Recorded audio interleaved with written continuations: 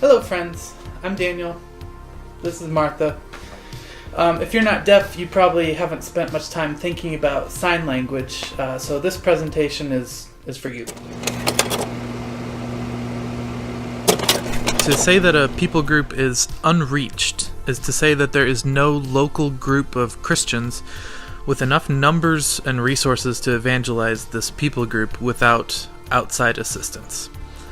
The deaf are indeed an unreached people group. Only about 2% of the world's deaf are Christian. Like most people groups, they share a culture, but they don't share a single language. They share a common experience, but not a single geographic location. They're scattered all over the world. Moreover, they are the largest unreached people group in the world. The World Federation of the Deaf estimates 70 million or more deaf people living around the world.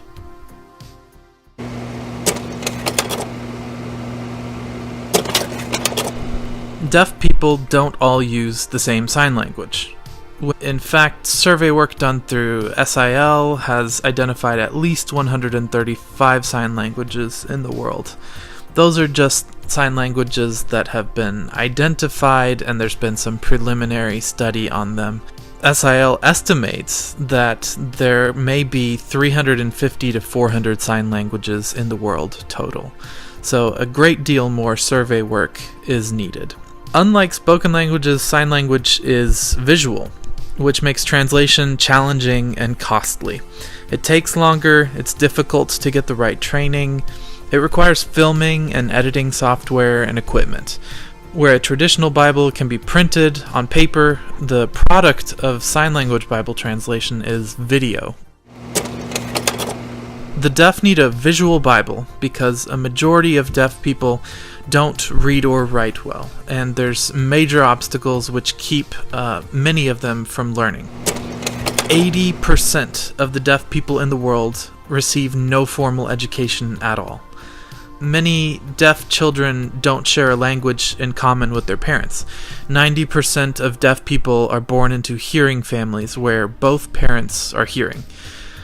Of those 90%, 85% of those parents will choose not to learn sign language or to sign with their deaf child. And those numbers are much higher in rural countries, developing countries. The deaf children born into these families will often suffer from language deprivation, which means that they receive no exposure to language.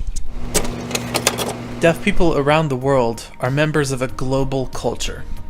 Because of their unique experiences growing up deaf in a hearing world, deaf people worldwide share many of the same beliefs, customs, and norms of behavior. While deaf individuals can and do learn to read and write in other languages, sign language is the heart language of the deaf community, and it's central to deaf culture. Deaf are frequently excluded from the culture of the hearing people around them. Unlike most children, the majority of deaf kids learn their first language from their deaf peers and teachers, not from their parents. The language barrier with the hearing world is also an informational and cultural barrier. Sign languages are linguistically complete. They have all of the elements of a language. They have unique grammar, syntax, etc. They're also natural languages, which means that they're evolved, non-invented languages. Anything that you can express in a spoken language can be expressed in a sign language.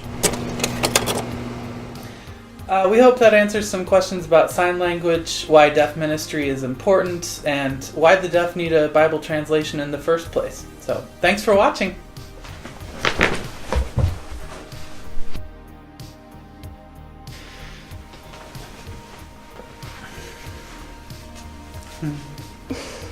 Don't put this in.